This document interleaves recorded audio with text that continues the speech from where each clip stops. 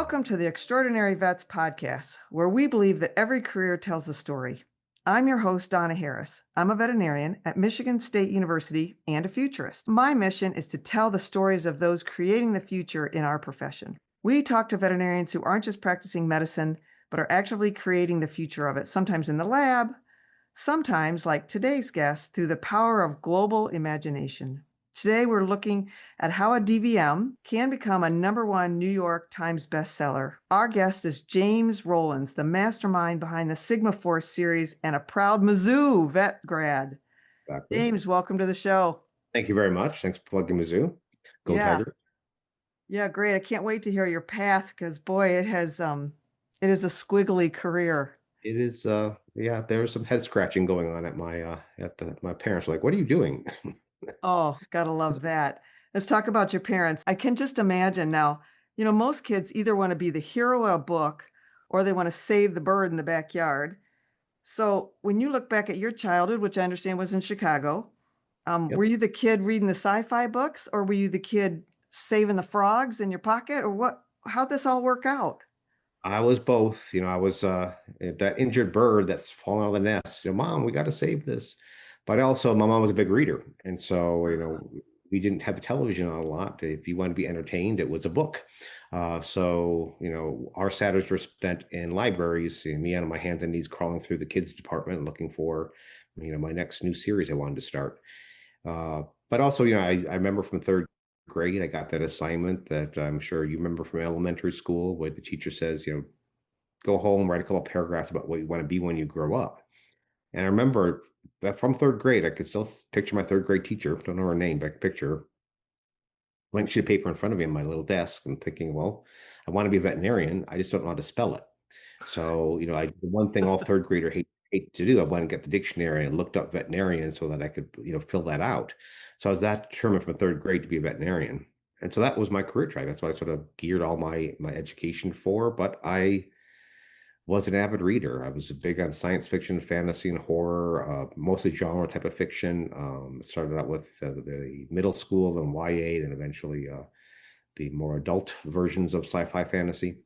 And but it didn't seem a career path. I mean, I had nobody in my family background ever had a book published. So I didn't know the whole process, and it seemed elusive and mysterious and nothing that I really wanted to tackle or would even consider trying. You do this, and this, you can Mhm. become a veterinarian. Do this, and this, and you can fail horribly as an author. So the I've career heard. path no longer towards veterinary medicine. But back at my mind, I remember even in back at Mizzou, the students had to do the monitoring the ICU overnight. So you had the midnight to 8 o'clock shift, and we'd rotate between students. And I remember, one of the times I got there, there's literally just one animal in the ICU on a little drip, and very little I had to do besides just staring at the dog. So I thought, well, I'm going to use this time to write a little story. So even back then, I was dabbling with, trying to write. But again, didn't seem like a career path. It was just something to do to bide my time. I would consider it more of a hobby than a career path.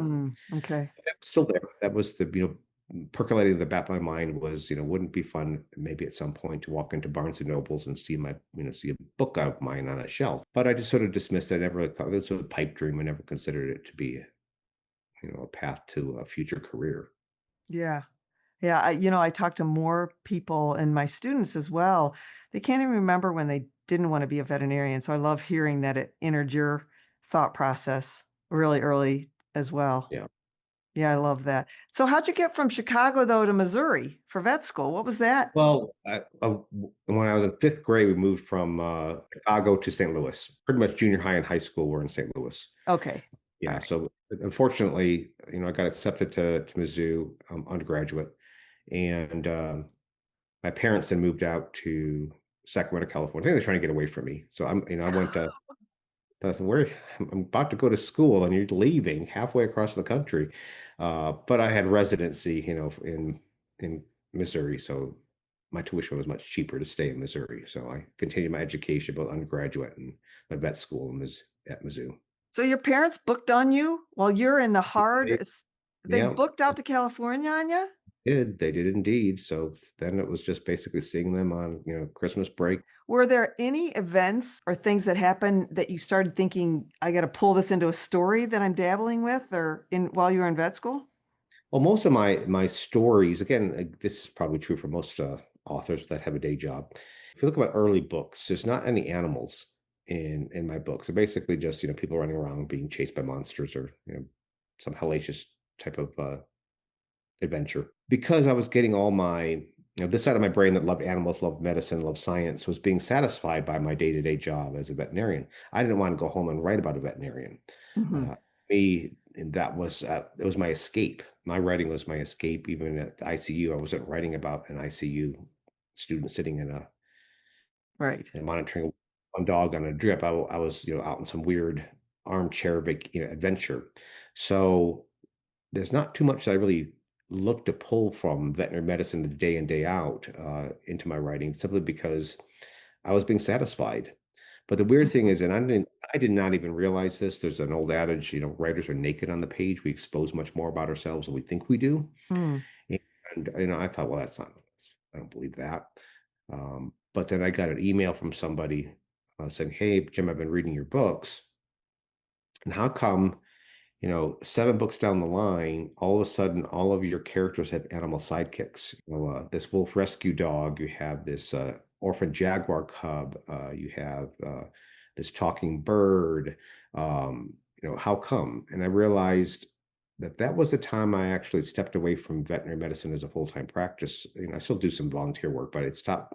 Sold my clinic, worked for the clinic for another year, transitioning the new corporate group to taking over my clinic. But the time I stepped away was the time these animals started appearing in my books because this was not being satisfied anymore by Right. job. So I ended up incorporating, all these animals into my books. That is so interesting. I read Sandstorm because I wanted to hear what this Sigma, I contacted you because you're a veterinarian and had this squiggly career, but I read Sandstorm and man, the jaguars that came in, I thought, "Oh, this is cool." But that's the animal part of me, right? I mean, that's Exactly. And that was why I wanted to write about cool animals. yeah. Uh, so even now, my veterinary medicine still influences my writing. I did a USO tour of authors to Iraq and Kuwait during the end of the Gulf War in winter 2010. So we were flown base to base through Iraq during the war, and meeting men and women, these soldiers out in the field. But me being a veterinarian, I'm seeing these military handlers with their dogs, Mhm. and I was really curious about what that relationship was like. So I approached one of the gentlemen and said, "Hey, can I talk to you about what's your bond with your dog? What do you think your dog? What's your relationship with your dog? Can I pet your dog?" And they said, "Well, you can try, but you're going to probably lose your hand. But go for it, dude." Um, but I found out what a deep bond that these handlers have for their dogs. They're not just a sidearm that's furry; they're a partner. I kept hearing this line from these guys saying that the line is that runs down the lead, and what that phrase meant. You could hear that from multiple handlers. That over time, up and down that leash, there's a communication that establishes between handler and dog, where they can read the dog, and the dog can read them without needing any verbal or visual signal. They Mm, just sort of know what it wants or needs. And I was really curious about that relationship, so I wanted to try to capture that in print. So I wrote a short story trying to bring these characters to life. And initially, I was always doing it from just one end of that leash, from the soldier's point of view. okay. And I realized to capture the bond, I really needed to go to the other side of the leash and write a point of view from the dog's point of view. So I found that Tucker and Kane are the two, Tucker's the soldier, the Army Ranger. Kane is his dog. And would write scenes from Tucker's point of view and from Kane's point of view to try to capture what that bond was like. So leaning on my veterinary background, my studies with animal behavior. I went to Lackland Air Force Base where they train these dogs to learn about how how that relationship established, how they train, how they work with these dogs, and then tried to capture that by writing a point of view of the dog to try to establish that bond. So even to this day, even though I'm not practicing anymore, veterinary medicine is still a big influence on my writing. Sure. And what's the name of that? short story? How can one of our Uh, listeners grab that? that short story is called Tracker, like somebody Okay. tracking tracker. And then I pulled them into the Sigma universe in a novel called Bloodline. Okay. And then I spun them off into their own series. The first book called is the Kill Switch, is the first book of the series featuring just Tucker and Kane. Ah, that's great. I was going to ask you later about recommendations for some of our listeners that lean that way. So that sounds like that's something, at least for them to kind of get into your writing and your genre if they're not already there. Tucker and Kane are very popular. They get a lot of love letters via email. Yeah, you just need a pet in there and an animal in there, and you're going to get love letters, right? For sure. So at one So, point, I killed Kane, and so a hate mail. I made it look like something horrible had happened to him. So I got so many hate mail saying, I will stop right here on this book. Never going to read another one of your books again. Just reading and faking you out. yes, just go with it, buddies. Just go with it. Hang with me. Yeah, I love that. So I wanted to ask you one more big move, at least it sounds to me, but now I think we figured it out. You went from Mizzou to California, but you're like not letting your parents run away. Like, get No, back no. here. So during again, did undergraduate at Mizzou. Okay. So it's summers when I was visiting my folks, I became a vet tech at a Wow. clinic in Sacramento. And so I did that because I knew I wanted to eventually try to get into the vet school at Mizzou. Mhm. I figured it'd be nice to have experience. So I did that. And then when I graduated, they offered me a position. So I Good. went from being a vet tech to being a vet at that facility, which is confusing to some clients. So they're like, well, when's the doctor coming in? I'm a doctor. No, you're not. You're the vet tech. No, I graduated. I have a degree. It's on the wall over here. Yeah, but you probably look young too. So It's that's young. really hard. Pictures, I look like a little, a toddler up there. It's like, oh my Yeah. God, I look so young. But eventually, I worked with that group for 4 years, and they had me initially just the first year working at the main clinic, and they started opening up satellite clinics, and for some reason they wanted me to always open them, and so they would send me from clinic to clinic, and I'd open this clinic, get them running up and running, and then they moved me to the next position. So eventually, they were like going to move me to the fifth clinic they're opening up. It's like, why am I doing this? I just need to do this myself. So Right. being moved from different spots around Sacramento, I knew an area that was underserviced by veterinarians. So this is a perfect bedroom community to open up a new clinic. So I did, and became very successful. And then the group that I was working with kept contacting me every year. Jim, we'd love to have that clinic. Would you sell your clinic to us? And for 15 years, I'd get that call. Are you ready to sell? No, I'm very happy. But then when my book started taking off, they approached me once and said, are you going to sell? Maybe. Let's talk about this. So Ah. that been a slow transition from one profession to another completely. So you were owning this practice. How many vets were at it? I have myself and two other vets. So you're a 3 doctor practice, so that's pretty big. Yeah, we And had 23 employees, so there was a lot of. yeah, that's a lot to manage, and you were writing your first book, right? Yep, yep. So, let's talk about that mental load. I mean, we do have a lot of listeners that are looking to transition into all sorts of different things, but that transition, the mental load of managing your day job, whether you're owner or not, and transitioning to for you, a whole different art. How tough was that? How'd you manage that? It was unnerving. I will admit that, but I'm dogmatic in my practicality. I wasn't going to make an abrupt. I just trust myself completely as an author. I'm going to just jump ship. I did it very incrementally. There's an old adage saying that when I was learning how to write, that you should expect to have 5 books earning royalty out on shelves before you can even consider getting rid of your day job. Really? So, at this point now, I've been practicing for almost 20 years, 4 years as an employed vet, 15 years with my practice. Mhm. And books began, and my first sale was very small. It wasn't enough to even move any needle to potentially leave my career. And but the next book became a little more successful. The next book hit the bestsellers list, and then the income, suddenly I was making more money from my books than I was from the veterinary medicine side. But I didn't still, even then, it's like the rug can be pulled out from under you as an author at any point. You can just plummet in sales. So that was unnerving to think about. getting rid of a very secure paycheck basically is that, when I'm on my clinic, I can do my draws whenever I want. There's a, Mhm. nest egg there. It's very confident. I know, how things are going to go. After 15 years, it was very stable. Um, Whereas your income for books, it's sporadic. It's that royalty check you only get twice a year. So you have to sort of think about budgeting and what can I survive on that chunk of money for that year? And so there's a lot of decision making. So I got that call Mhm.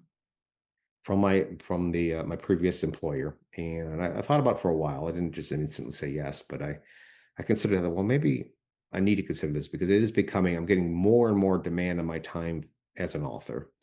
Now they're requiring longer book tours. Now they want 2 books a year. Mm.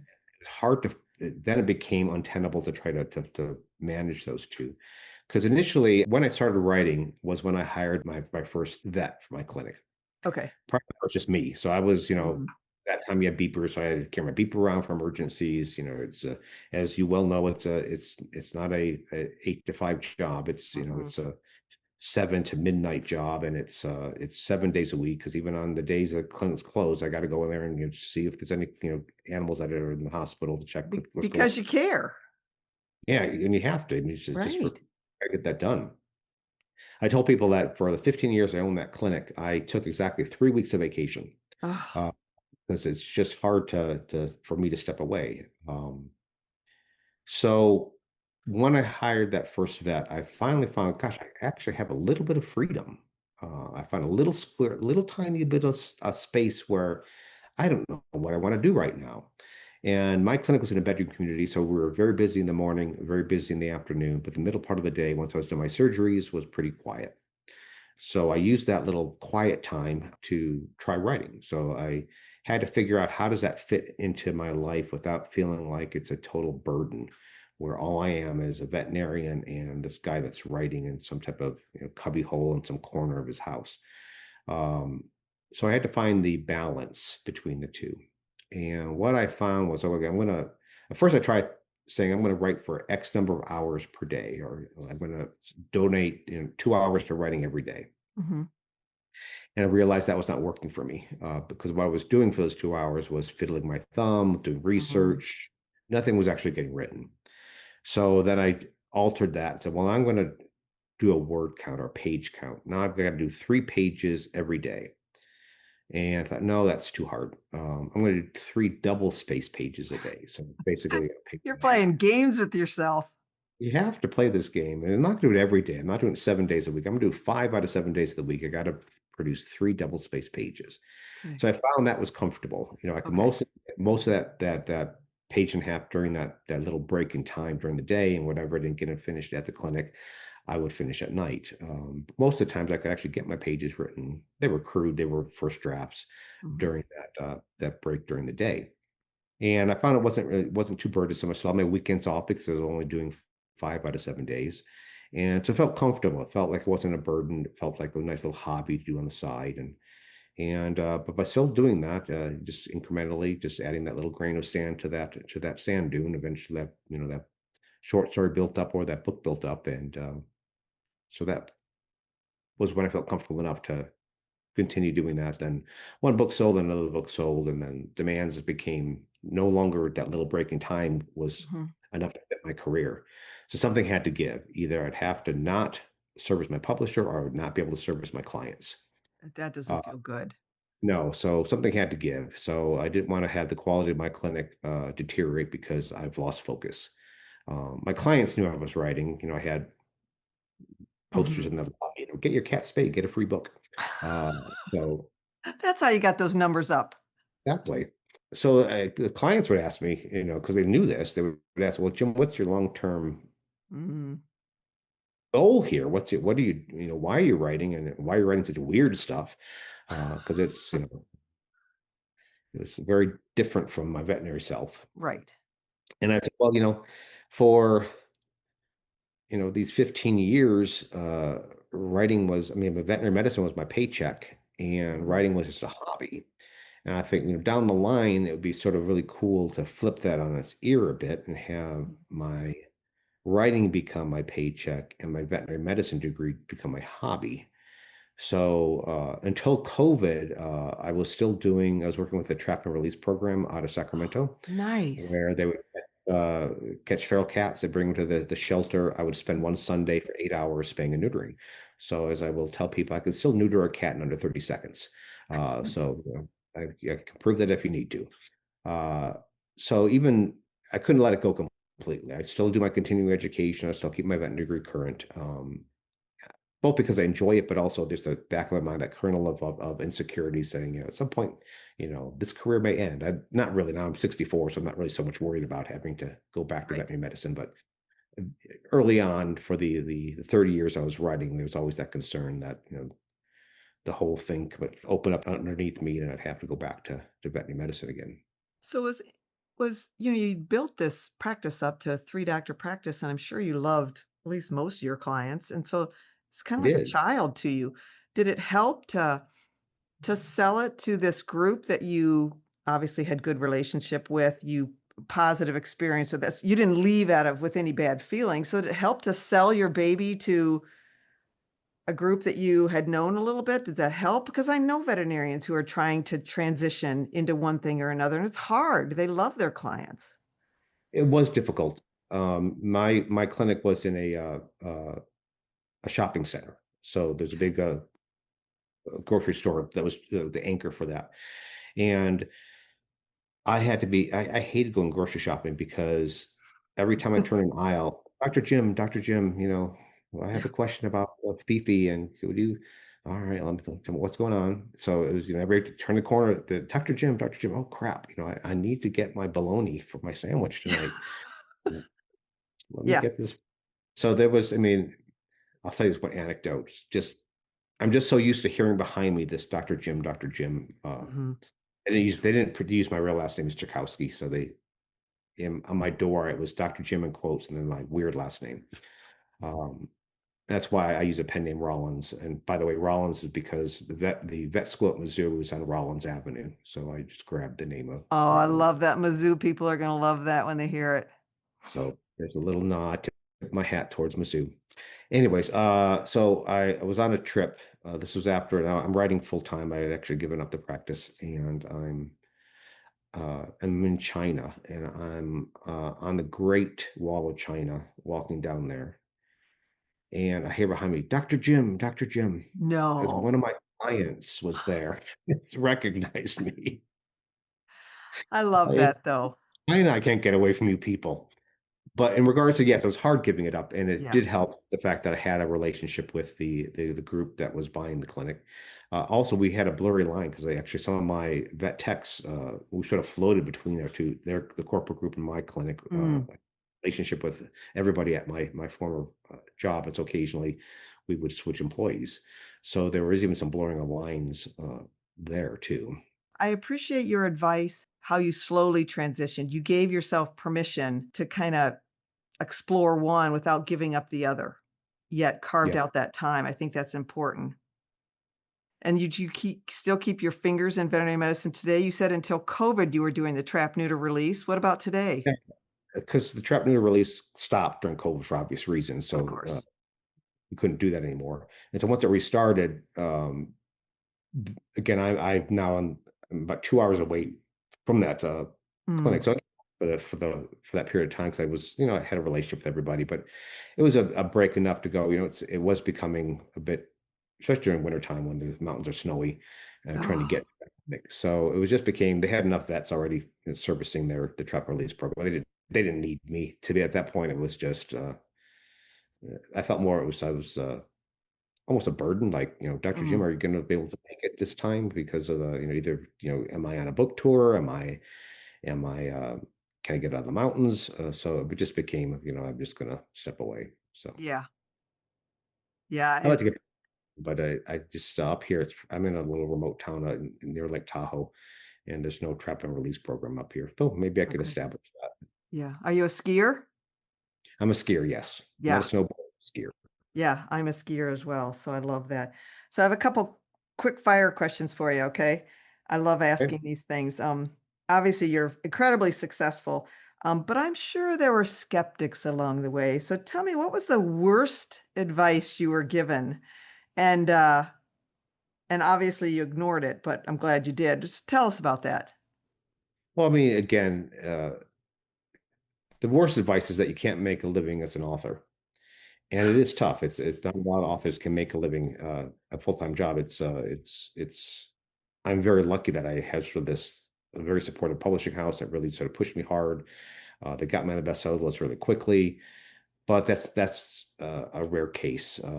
So, well, I'll tell you the this isn't so much advice as it was, well, I guess it's advice, is that when I was trying to sell my first book, I got rejected by 49 different agents for that first book. And usually your rejections are form rejections. They're not even personalized. They're like, dear sir, ma'am, we hate your book. Don't submit to us again. But occasionally a few of them will write you a little note that goes with that rejection form letter.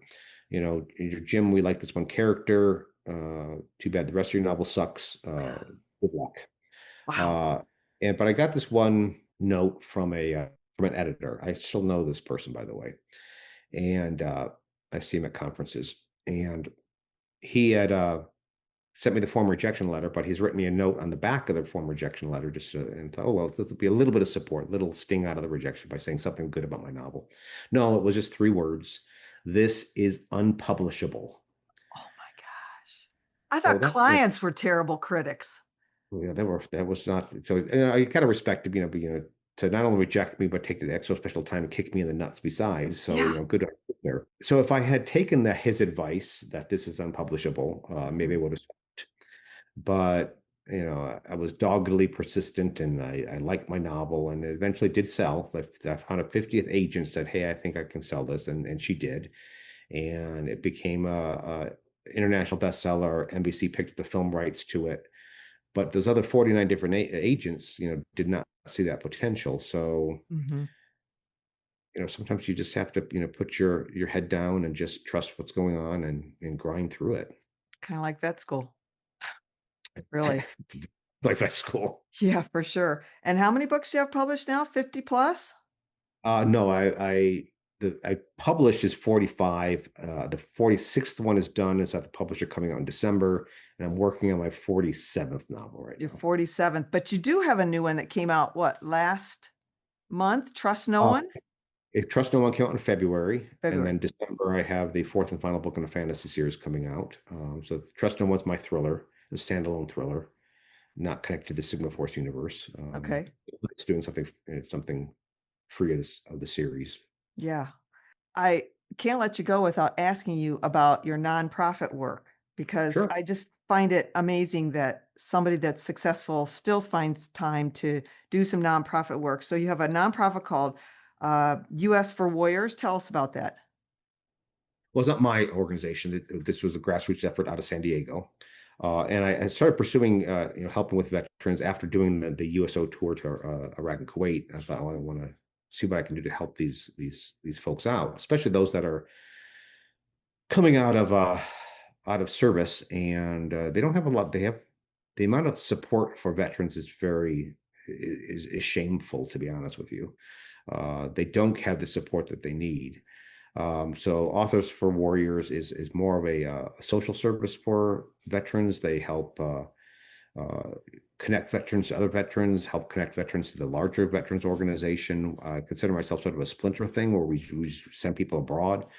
But one of the things that I'm involved with is working with veterans that want to tell their story. So I talk about, leaning on my writing background is, do you want to, stories are lost in the fog of war.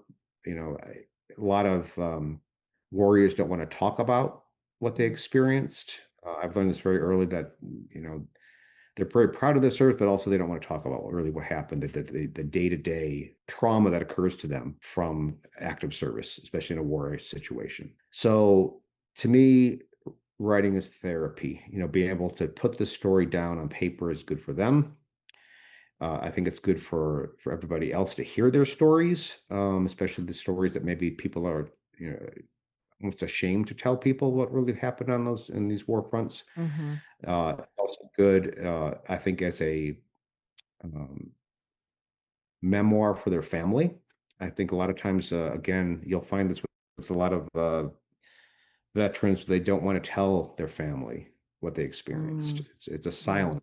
So maybe they don't want to tell the story, but if they could put it in writing and maybe have them, whether share it that privately, share it after they pass away, but at least to have a record of what they experienced. Or even if towards publication, if you want to see if your story can end up, in print and at a Barnes and Nobles. Let's talk about what you need to do to try to get it published. Let's talk about the dynamics of the business side of writing. So that's what I'm more active with right now with the US4 Warriors. I love that. I think that's really important, and I think that's a great way to for you and your other participants in there to give back to our warriors. I think that's great. I know we're running out of time here, so I have to ask you one more question that I'm just dying to ask as a futurist. In your mind, with your imagination in sci-fi in 50 years, are you more worried about a natural zoonotic spillover or a lab engineered one?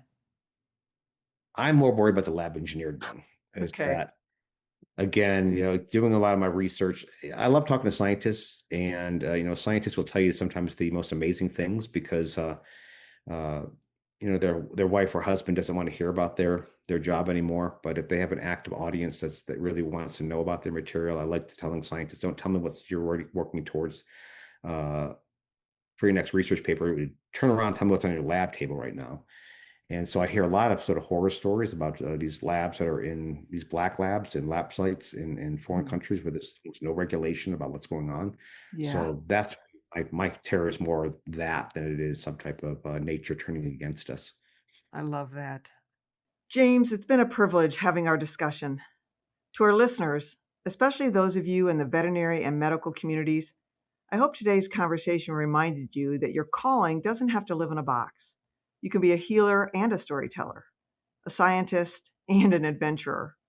If you haven't dove into the Sigma Force universe yet, I highly recommend starting with Sandstorm or checking out his latest book, Trust No One. James, thank you for sharing your journey from the clinic to the bestseller list and for showing us that the most exciting what ifs usually start with a little bit of real world science. This is Extraordinary Vets, where every career tells a story.